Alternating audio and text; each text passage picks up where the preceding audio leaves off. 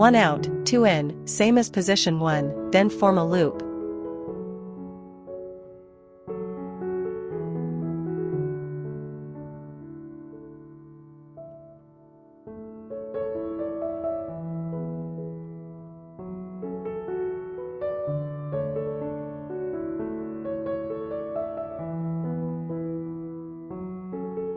The needle comes out from 3 and pass through the loop.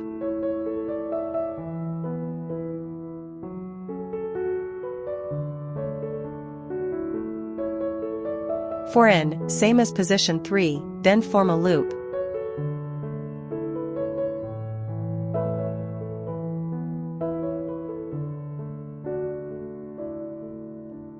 The needle comes out at 5 and pass through the loop.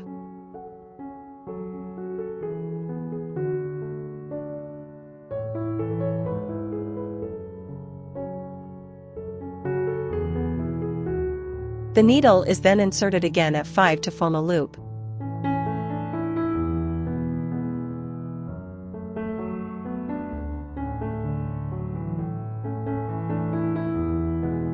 Embroider in the same way until you are done.